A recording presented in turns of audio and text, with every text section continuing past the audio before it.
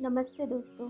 आज हम श्री हरिवंश पुराण विष्णु पर्व की 39वें अध्याय का वर्णन सुनेंगे, जिसके अंतर्गत कृष्ण और परशुराम की मुलाकात का वर्णन है। आइए सुनते हैं कथा विस्तार से। वैशंपायन ने कहा, विकद्रु के वचनों को सुनकर अत्यंत यशस्वी वसुदेव ने प्रसन्न मन से कहा, हे कृष्ण, बुद्धिमान विकद्रु राजा वक्ताओं में श्रेष्ठ और राजमंत्रियों के अर्थ में परिचित ने जो कहा है वह सत्य है और अच्छा अर्थ है। उन्होंने ब्रह्मांड के कल्याण के लिए अनुकूल कर्तव्यों और सत्यों को बताया है। यदुओं के सबसे बड़े ने जो कहा वह करो। अपने पिता और उच्चात्मा विकद्रु की बातें सुनकर पुरुषों में श्रेष्ठ श्री कृष्ण ने निम्नलिखित उचित शब्द कहे। मैंने तर्क, क्रम, युक्ति और शास्त्र के अनुसार सर्वेक्षण करते हुए जो कुछ कहा उसे मैंने सुना है। मैं जो उत्तर देता हूँ उसे सुनिए और सुनकर स्वीकार कीजिए। राजा को आज्ञा एवं नैतिक नियमों के अनुसार आचरण करना चाहिए। राजा प्रतिदिन शांति, झगड़ा, आवागमन, आसन, कलह और सहायता को ध्यान करता है।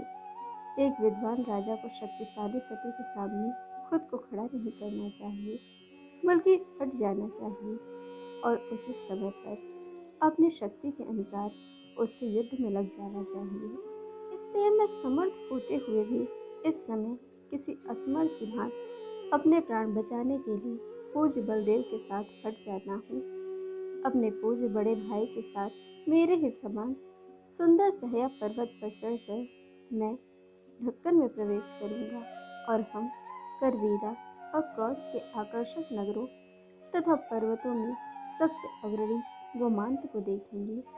हमारे प्रस्थान की बात सुनकर वह सम्राट सफलता से प्रसन्न होकर इस नगर में प्रवेश नहीं करेगा, बल्कि गर्व से हमारा पीछा करेगा और वह अपने अनुयायियों के साथ सहया और जंगल में जाकर हमें पकड़ने की कोशिश करेगा। इसलिए हमारा यह प्रस्थान यदुवंश के कल्याण के लिए अनुकूल है। इससे प्रांत, नगर और नागरिकों का कल्याण होगा। जब कोई शत्रु अपने राज्य से भाग जाता है तो दूसरे राज्य में रहकर विजय प्राप्त करने की इच्छा रखने वाले राजा शत्रुओं को मारे बिना युद्ध करने से नहीं हटते। इस बातचीत के बाद वीर कृष्ण और शंकरषण सक्षम होते हुए भी मन में थोड़ी सी भी चिंता का अनुभव किए बिना दक्षिण की ओर निकल पड़े। वे इच्छानुसार रूप धारण करके सैकड़ों दक्षिणी राज्यों में भ्रमण करने लगे। फिर वो सहया नामक मनोहर पर्वत पर चढ़कर आनंद का अनुभव करते हुए दक्षिण की ओर जाने वाले मार्ग पर पहुंचे। उस सड़क से चलते हुए वे कुछ ही समय में अपने परिवार के सदस्यों की अध्यक्षता की ओर सहे पर्वत से सुशोभित करावीरा नगर में पहुंचे। उन्होंने वहां वेना नदी के तट पर एक विशाल अंजीर का वृक्ष देखा। उन्होंने वहां भृगु के वंशज शाश्वत महान तपस्वी राम को देखा, जो कभी थकते नहीं थे और मंदरा पर्वत पर सूर्य की तरह अपने बछड़े के साथ अपनी बलि की गाय को दूध देते थे। जब भी इच्छा होती तब दूध देते और महेंद्र पर्वत के पास दुधिया आरणी वृक्ष के समान सफेद होते थे। वह उस वृक्ष के नीचे बैठा हुआ, उनके कंधों पर कुल्हाड़ी थी, छाल और जटाएं थी। वह आग के लपटों के समान सफेद था, सूर्य के समान दीप्तिमान था। क्षत्रियों का संहार करने वाले समुद्र की तरह गतिहीन रक्षा कर रहे थे। 3 पवित्र अग्नियां एक दिन में एक आहुतियों देने से क्षीण हो जाती थी और देवताओं के गुरु के समान हो जाती थी। तब वक्ताओं में अग्रणी और मानव इतिहास की ज्ञाता कृष्ण ने उन श्रेष्ठ ऋषियों को संबोधित करते हुए मीठे शब्दों में कहा, हे पूज्य महोदय, मैं आपको ऋषियों में श्रेष्ठ राम भृगु वंश में जन्मे जमदाग्नि के पुत्र और क्षत्रियों के संहारक के रूप में जानता हूँ। हे भृगु के वंशज, आपने अपने बाणों के वेग से समुद्र को उत्तेजित करके सुरपारा नाम का एक नगर बसाया है, जिसकी चौड़ाई 2000 हाथ और लंबाई 1000 हाथ है। आपने विशाल सागर के तट पर स्थित सहया पर्वत के समृद्ध उपवनों में एक महान प्रांत स्थापित किया है। अपने पिता के विनाश को याद करते हुए आपने अपनी कुल्हाड़ी से कार्तवीर्य के वन के समान हजारों भुजाओं को काट डाला। अब भी पृथ्वी की मिट्टी उन क्षत्रियों के शीतल रक्त से सनी हुई है जो आपके फर्श से मारे गए हैं और तेज से रहित हो गए थे। हे रेणुका के पुत्र, वह कुल्हाड़ी उसी प्रकार यहाँ रखी हुई है जिस प्रकार आपने पृथ्वी पर युद्ध में क्षत्रियों के प्रति क्रोधवश उसे पकड़ी थी। हे विप्र, हम आपसे कुछ सुनना चाहते हैं। क्या आप बिना किसी हिचकिचाहट के इसका उत्तर देते हैं? हे मनुष्यश्रेष्ठ, शायद आपने यमुना के तट पर रहने वाले दो यादवों के बारे में सुना होगा। हम मथुरा में रहने वाले वे दो यादव हैं। हमारे जन्म के प्रारंभ से ही हमारे पिता वसुदेव, जो यदुओं के सबसे बड़े थे और हमेशा व्रतों का पालन करते थे, कंस से डरते थे। उन्होंने हमें ब्रज में रखा। वहाँ हम बिना किसी डर के बड़े हुए। जैसे ही हम वयस्क हुए, हमने मथुरा में प्रवेश किया और सभा में अभिमानी कंस को शक्तिशाली ढंग से नष्ट कर दिया।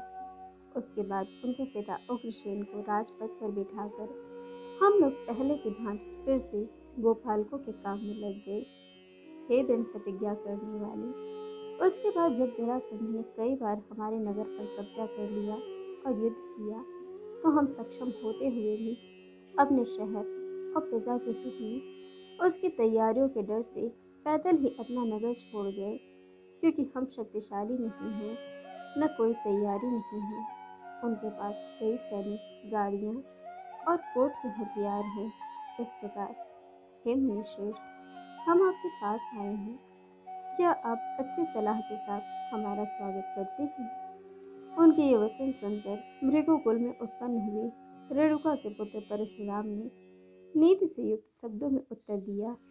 हे भगवान कृष्ण, आपको सलाह देने के लिए मैं अपने शिष्यों के बिना अकेले ही इस स्थान पर आया हूँ। हे कमल नेत्र वाले, मैं ब्रज में आपके निवास और दुराचारी कंस तथा अन्य दानवों के विनाश को जानता हूँ। हे नरश्रेष्ठ, आपके और राम के जरासंध के साथ हुए झगड़े को जानकर मैं यहाँ आया हूँ। हे कृष्ण, मैं जानता हूँ यद्यपि आप बालक नहीं हैं, परंतु आप ब्रह्मांड के शाश्वत स्वामी, देवताओं का कार्य करने के लिए बालक बन गए हैं। यद्यपि तीनों लोकों में ऐसी कोई वस्तु नहीं है जिसे आप न जानते हैं, फिर भी मैं जो कहता हूँ उसे भक्ति भाव से सुनिए। हे गोविंद, आपके पूर्ववर्तियों ने करावीरापुरा नगर की स्थापना की थी। हे कृष्ण, अब इस नगर में अत्यंत क्रोधी, प्रतापी और प्रसिद्ध राजा वासुदेव श्रृंगाल राज्य करता है।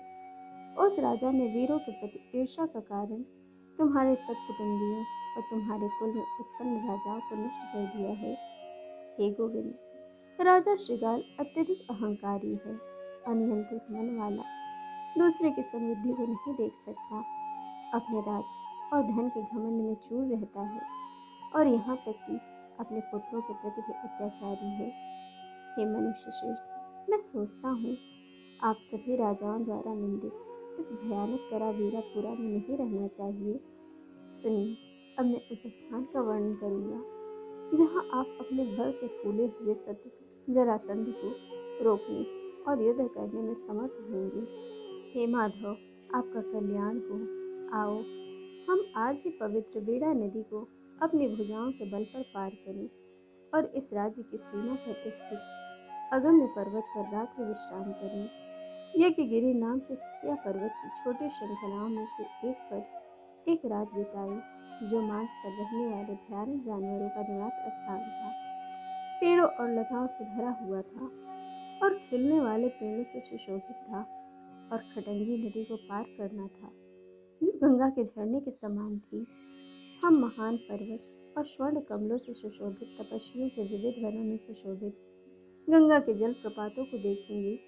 उस पहाड़ी की मरम्मत करते हुए हम वहाँ उन तपस्वियों को देखेंगे जो सम्मान के योग्य होते हुए भी सम्मान की परवाह नहीं करते हैं।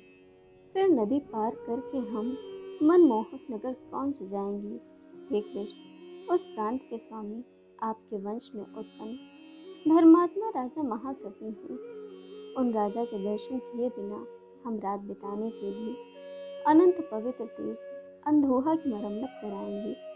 वहाँ से आगे बढ़ते हुए हम सहया पर्वत के घाट में स्थित कई शिखरों से युक्त प्रसिद्ध पहाड़ी गोमांता पर जाएंगे। हे कृष्ण, एक शिखर आकाश में इतना ऊंचा उठ गया है कि पक्षी भी उस पर नहीं चढ़ सकते।